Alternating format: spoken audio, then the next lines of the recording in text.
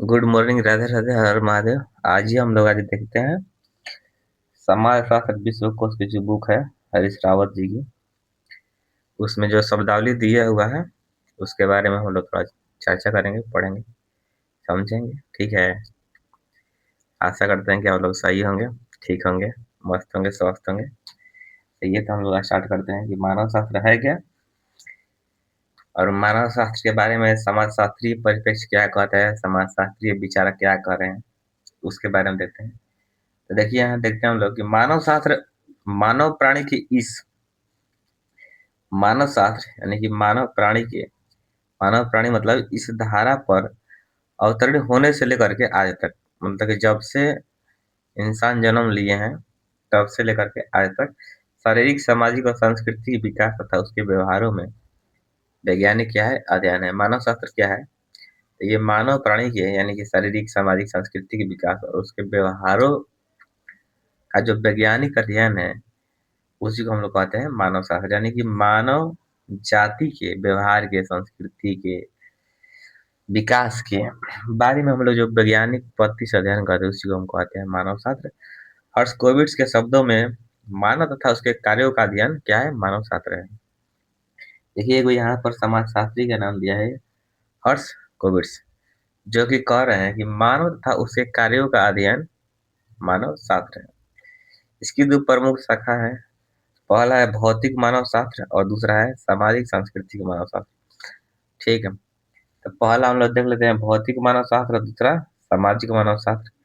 मानव एक स्तनधारी पशु के रूप में अध्ययन करने वाली मानव शास्त्र की शाखा को भौतिक मानव शास्त्र कहा जाता है। देखिए, एक स्तनधारी पशु के रूप में अगर मानव का हम लोग अध्ययन करते हैं तो उसको हम लोग क्या कहते हैं, भौतिक मानव शास्त्र कहते हैं।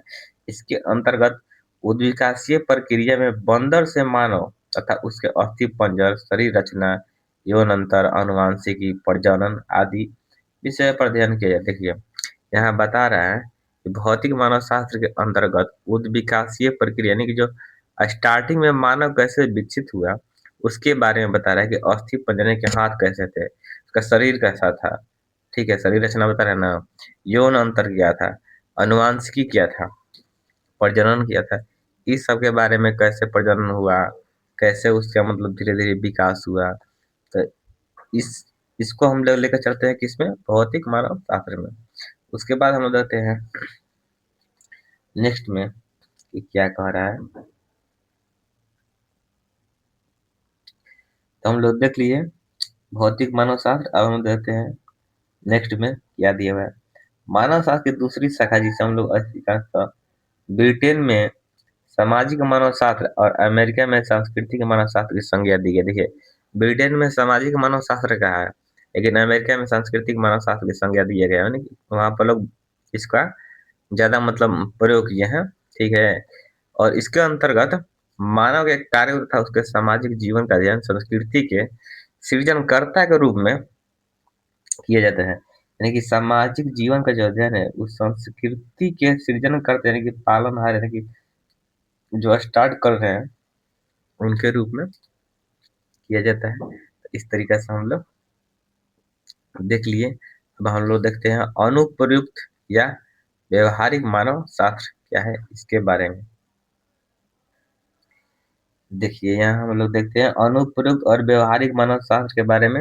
यहाँ पर देखिए दिया हुआ है सांस्कृतिक मानव शास्त्र। अभी हम लोग पढ़े ना भौतिक मानव शास्त्र, उसके बाद हम लोग पढ़ेंगे सांस्कृतिक मानव शास्त्र नेक्स्ट टर्म में। पहले हम लोग इसको अनुप्रयुक्त और व्यवहारिक मानव शास्त्र के बारे में पढ़ते हैं। मानव शास्त्र एक विशुद्ध विज्ञान है। इसमें मानव का अध्ययन यानी ज्ञान के लिए ज्ञान, मानव का जो अध्ययन है यानी कि ज्ञान के लिए अध्ययन के उद्देश्य से किया जाता है। मानव शास्त्र का एक पक्ष जो अनुप्रयुक्त मानव शास्त्र के नाम से जाना जाता है, मानव का अध्ययन खोजे हुए ज्ञान के व्यवहारिक प्रयोग के उद्देश्य की दृष्टि से करता है। यानी कि मानव का जो अध्ययन है क्या कर रहा है कि खोजे हुए ज्ञान के व्यवहारिक प्रयोग के उद्देश्य के दृष्टिकोण से करता है। यानी कि जो मानव का जो अध्ययन कर रहा है उसमें जो सर्च किया है, रिसर्च किया है, उसके प्रयोग मानव किस तरीका से अपना हाव भाव व्यवहार कर रहे थे, उसका प्रयोग उस उस दृष्टिकोण से ये करता है। अतः अनुप्रयोगिक अथवा अथवा व्यवहारिक मानव शास्त्र ज्ञान की वह शाखा है जिसमें सैद्धांतिक रूप से प्राप्त मानव शास्त्रीय ज्ञान का उपयोग मानवीय समस्याओं को सुलझाने तथा सामाजिक परिवर्तन को नियोजित करने के लिए किया जाता है। देखिए, अगर मानव के व्यवहार हम लोग देखते हैं और उसके बारे में अध्ययन करते हैं, तो हमें पता चलता है कि अगर समाज में किस तरह से मतभेद हो रहा है, तो हम किन व्यवहारों को प्रकट करेंगे, मनुष्य के किन व्यवहारों को प्रकट करेंगे कि मानवीय समस्याओं को सुलझाया है। देखिए, ये लिखा है सुलझाया जा सके और परिवर्तन किया जा सके और उसको परिवर्तन करके उसके विकास उसमें किया जा सके, यानी कि नियोजित किया जा सके। इस बारे में बता रहे हैं अनुप्रयुक्त और व्यवहारिक मानव शास्त्र। सिंपल सी भाषा में समझिए कि हम किसी के व्यवहार को सीखते हैं, जानते हैं और उसको हम लोग क्या करते हैं, कहीं पर पेश करते हैं, जिससे हमारी आपसी मतभेद, झगड़ा लड़ाई, संघर्ष और कुछ समाज में हो रहे कुरीतियों में परिवर्तन, ये मानवीय व्यवहार के अंतर्गत, व्यवहारिक मानव शास्त्र के अंतर्गत आता है। चलिए हम लोग देखते हैं सांस्कृतिक मानव शास्त्र क्या है। सांस्कृतिक मानव शास्त्र मानव संस्कृतियों की उत्पत्ति, इतिहास, उद विकास और प्रत्येक स्थान एवं काल में मानव संस्कृतियों की संरचना एवं कार्यों का अध्ययन करने वाली मानव शास्त्र की शाखा को सांस्कृतिक मानव शास्त्र कहा जाता है। देखिए, बता रहा है कि मानव संस्कृति की उत्पत्ति, यानी कि मानव की जो संस्कृति है, किस तरह से उसका रहन है, चाल है, कैसा घर है, परिवार है, ठीक है। तो उसके उत्पत्ति, इतिहास, बुद्धि विकास और प्रत्येक स्थान और काल में मानव संस्कृति की संरचना। देखिए, पहले के जो मानव थे, कोई नदी के समीप रहता था, कोई जंगलों में रहता, कोई टापू में रहता, कोई पहाड़ों में रहता था। तो इस तरीके की जो संरचना बनी है, उसके कार्यों का अध्ययन, यानी कि मनुष्य के जो कार्य किए हैं, तो उसकी शाखा जो है वो चर्चा करते हैं हम लोग किसमें, सांस्कृतिक मानव शास्त्र में, ठीक है। एक सांस्कृतिक मानव शास्त्री उन तरीकों का अध्ययन करता है जो मानव ने अपने प्राकृतिक परिवेश तथा सामाजिक संसार के साथ सामंजस्य स्थापित करने हेतु खोजे हैं। देखिए, मानव के प्राकृतिक परिवेश और सामाजिक संचार के साथ सामंजस्य स्थापित करने के लिए खोजे हैं। जैसे पहले नाव बनता था, लकड़ी का नाव होता था, आज भी लकड़ी का नाव है, ठीक। अब तो पानी वाला जहाज भी आ गया है। तो पहले नाव किस तरीके का बनाया जाता था, बहुत सारा रूप है, जैसे कि तो वही बोल रहा है कि प्रकृति के परिवेश, लोग गुफा में रहते थे तो प्रकृति की ही देन है, ठीक है। तो सामाजिक संसार के साथ में सामंजस्य स्थापित किया, मतलब मानव, तो उसके बारे में ये भी चर्चा कर रहे हैं। इसके साथ साथ वह प्रथाओं को सीखने, उन्हें सुरक्षित रखने तथा एक पीढ़ी से दूसरी पीढ़ी तक इन प्रथाओं को हस्तांतरण की प्रक्रिया का भी अध्ययन करता है। सांस्कृतिक मानव शास्त्र क्या करता है कि जो प्रथा है, हम लोग कहीं-कहीं देखते हैं कि वहाँ के लोग मर जाते हैं, नहीं रहते हैं, या बाढ़ में, सुखाड़ में या किसी कारणवश वहाँ के लोग विलुप्त हो जाते हैं। तो हम लोग उनकी प्रथा को कैसे देखते हैं, जैसे हड़प्पा सभ्यता में हम लोग देखे ना, पशुपति का पूजा होता था, नर्तकी का मूर्ति था, मृदभांड मिला था, हल मिला था, मिट्टी का खिलौना मिला था। तो इस तरीका से ये क्या होगा, प्रथा सीखने, यानी कि वहाँ का हम लोग संस्कृति को देखते हैं उस नजरिए से, उसको सुरक्षित रखने के लिए हम लोग म्यूजियम बनाते हैं और एक पीढ़ी से दूसरी पीढ़ी में क्या होता है, इन प्रथाओं का हस्तांतरण करते हैं। ये भी एक प्रक्रिया है, तो इस सांस्कृतिक मानव शास्त्र के अंतर्गत आता है। यानी कि अगर मान लीजिए अभी हम कोई पूजा कर रहे हैं, जैसे दुर्गा पूजा कर रहे हैं, तो हम चाहते हैं कि हमारे आने वाले जनरेशन भी दुर्गा पूजा करें, सरस्वती पूजा करें, लक्ष्मी पूजा करें, गोवर्धन पूजा करें। तो इस तरीके की जो प्रथाएं हम लोग बनाए हैं, धार्मिक या सामाजिक, तो उसको आगे बढ़ाने की कला, ये जो है सांस्कृतिक मानव शास्त्र के अंतर्गत ही आता है। अब देखिए हम लोग थोड़ा सा नेक्स्ट देख लेते हैं क्या कह रहा है। सांस्कृतिक मानव शास्त्र की विचारधारा के पोषक मानव शास्त्री प्रमुख ईबी टायलर तथा एफ बुआस परंपरा कह रही है। सांस्कृतिक मानव शास्त्र की विचारधारा के पोषक यानी कि पालन करता, ठीक है, मानव शास्त्री कौन है, तो सबसे पहला नाम दिया है टायलर का, दूसरा नाम दिया है एफ एफ बुआस के, ठीक है। और इस विचारधारा का अत्यधिक विकास अमेरिका में हुआ है। यही देखिए, अगर सांस्कृतिक मानव शास्त्र का विकास अत्यधिक कहाँ हुआ है, अमेरिका में हुआ है, इस बात को नोटिस कर लेना है। यही कारण है कि इंग्लैंड की अपेक्षा अमेरिका के अधिकांश मानव वैज्ञानिक अपने आप को सांस्कृतिक मानवशास्त्री कहते हैं। देखिए, इंग्लैंड के अपेक्षा यानी कि इंग्लैंड से ज्यादा अमेरिका में जो मानव है शास्त्री वैज्ञानिक, वो खुद को अपना सांस्कृतिक मानव शास्त्री कहते हैं। इसके विपरीत जिन मानव वैज्ञानिकों ने सांस्कृतिक तथ्यों के अपेक्षा सामाजिक तथ्यों का अध्ययन में अपनी अभिरुचि प्रकट की, वे दुर्खीम, रेडक्लिफ ब्राउन के बौद्धिक वंशज माने जाते हैं और इस विचारधारा के प्रमुख प्रभाव। देखिए, बोल रहा है कि सांस्कृतिक तथ्य जो देखे वे अमेरिका के थे और सामाजिक तथ्य जो देखे वे इंग्लैंड के थे। ठीक है, तो इसमें कौन कौन आते हैं? दुर्खिम आ जाते हैं जो सामाजिक तथ्य को देखते हैं, रेडक्लिफ ब्राउन आ जाते हैं, ये बौद्धिक वंशज माने जाते हैं किसके? सामाजिक तथ्य के, लेकिन सांस्कृतिक तथ्य अमेरिका वाले हैं। अब देखिए, इस विचारधारा के प्रमुख प्रभाव देखते हैं हम लोग नेक्स्ट में। ब्रिटेन के मानव वैज्ञानिकों ने देखा जा सकता है, ब्रिटेन में समाज का अध्ययन करने वाली इस ज्ञान की शाखा को सामाजिक मानव शास्त्र कहा जाता है। देखिए, यही बता रहा है कि सामाजिक मानव शास्त्र किसको कहते हैं? जो ब्रिटेन के समाज है, समाज का अध्ययन करने वाली संस्था है, यानी कि शाखा है, ज्ञान की शाखा है, उसको हम लोग क्या कहते हैं? सामाजिक मानव शास्त्र। भौतिक मानव शास्त्र तो हम लोग पढ़े हैं। मानव शास्त्र का वह भाग भौतिक मानव शास्त्र कहलाता है जिसमें मानव का अध्ययन एक विकास उद्भवशील भौतिक अवयव के रूप में किया जाता है। एक भौतिक मानव शास्त्री की प्रमुख अभिरुचि प्रमुख रुचि आनुवंशिकी, भोजन, यौन भेद, तुलनात्मक शरीर रचना, शरीर शास्त्र तथा मानव के उद्गम के सिद्धांतों जैसे विषय को जानने में होती है।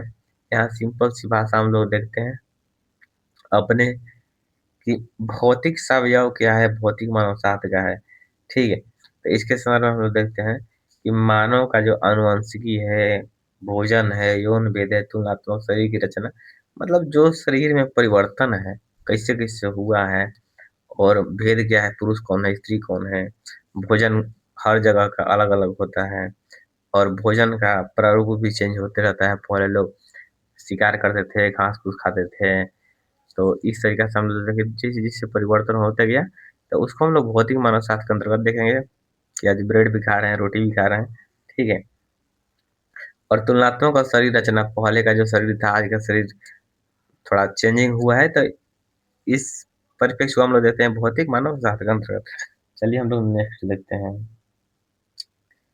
सामाजिक मानव शास्त्र क्या है? सामाजिक मानव शास्त्र क्या है?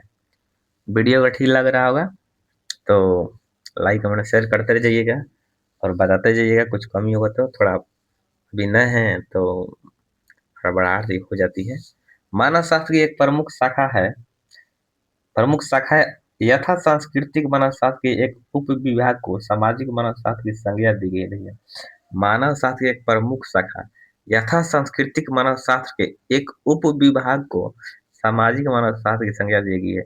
यानी कि सांस्कृतिक मानव शास्त्र को भी सामाजिक मानव शास्त्र की एक क्या है? शाखा दी गई है, यानी कि संज्ञा दी गई है, नाम दिया गया है, जिसके अंतर्गत सामाजिक घटनाओं, विशेषतः सामाजिक संरचना के तत्वों के अध्ययन पर बल दिया जाता है। सामाजिक मानव शास्त्र की संज्ञा का सर्वप्रथम प्रयोग इंग्लैंड में और बाद में कुछ अंशों में अमेरिका में किया गया। सबसे पहले कहा है इंग्लैंड में, उसके बाद अमेरिका में। किसका? सामाजिक मानव शास्त्र का। यूरोपीय देशों में इसके लिए दूसरी शब्दावली का प्रयोग किया जा रहा है। इंग्लैंड में जिसे सामाजिक मानव शास्त्र कहते हैं, उसे यूरोपीय देश में नृजाति विज्ञान यानी कि इथनोलॉजी या समाज शास्त्र यानी कि सोशियोलॉजी कहा गया। सामाजिक मानव शास्त्र के ब्रिटिश अध्येताओं ने संस्कृति की अपेक्षा समाज और सामाजिक संरचना और सामाजिक संबंधों की प्रकृति के अध्ययन को सामाजिक मानव शास्त्र की प्रमुख विषय वस्तु माना है। चलिए एक बार फिर से देख लेते हैं। यहाँ देखिए हम लोग फिर से देख लेते हैं कि सामाजिक मानव शास्त्र के ब्रिटिश अध्येताओं ने संस्कृति की अपेक्षा समाज और सामाजिक संरचना और सामाजिक संबंधों की प्रकृति के अध्ययन को सामाजिक मानव शास्त्र की प्रमुख विषय वस्तु माना है। उनकी रुचि किसी समाज में विद्यमान रीति रिवाज और नियमों जैसी विषय पर अध्ययन तक ही सीमित नहीं है। वे आजकल यह भी जानने का प्रयास करते हैं कि कौन से रीति रिवाजों और नियमों का किस सीमा तक पालन किया जा रहा है, उनके उल्लंघन की क्या सजा है, इनमें से किन का पालन अधिक किया जा रहा है और क्यों किया जा रहा है, इनका संबंध वर्ग कैसी है, जाति है, प्रजाति, धर्म, नातेदारी या तत्वों पर किस प्रकार के हैं और आदि विषय से है। कहने का मतलब है कि समाज में जो रीति रिवाज है उसका किस सीमा तक, मतलब किस हद तक उसका उपयोग किया जा रहा है, क्यों किया जा रहा है, कारण क्या है, संबंध क्या है, वर्ग क्या है, जाति क्या है, प्रजाति क्या है, धर्म क्या है, नातेदारी क्या है, जाति क्या है, इस तरीके के विषय को लेकर के सामाजिक मानव शास्त्र अध्ययन करना स्टार्ट करते हैं। ठीक है, तो आइए हम लोग नेक्स्ट देख लेते हैं और क्या कह रहा है। हम मानव मिति पूरा पढ़ दिए लेकिन चालू नहीं की रिकॉर्डिंग, सॉरी। फिर से एक बार हम लोग देख लेते हैं कि मानव मिति की वो शाखा मानव विज्ञान की वो शाखा मानव मिति कहलाती है, इसमें मानव के शारीरिक लक्षणों जैसे खोपड़ी, कपाल, आंख, नाक, हाथ पैर की लंबाई आदि की माप जोख की जाती है और इस माप जोख के आधार पर संपूर्ण मानव जाति के कुछ प्रजातिक समूहों में वर्गीकृत किया जाता है और मानव के विकास के अध्ययन में मानव मिति ने महत्वपूर्ण भूमिका निभाई है। सिंपल सी भाषा में हम लोग समझते हैं कि मानव मिति क्या है, तो खोपड़ी, आंख, कान, नाक, गला, मुंह, हाथ पैर की जो लंबाई चौड़ाई है, तो उसको हम लोग किस पैमाने के अंतर्गत मापते हैं, किस पैमाने के अंतर्गत उसको अध्ययन करते हैं और अलग छांटते हैं, ये मानव मिति है। मानव के उद्योग विकास का अध्ययन में इसका अहम भूमिका है। ठीक है, लास्ट स्टेप है कठोर प्रजाति आधार पर पृथकत्व, शोषण और घोर दमन की शताब्दियां पुरानी एक व्यवस्था को प्रजाति पृथक या रंगभेद के नाम से नाम दिया गया है। इसका व्यापक प्रयोग, हम लोग इसका व्यापक प्रयोग देख लेते हैं।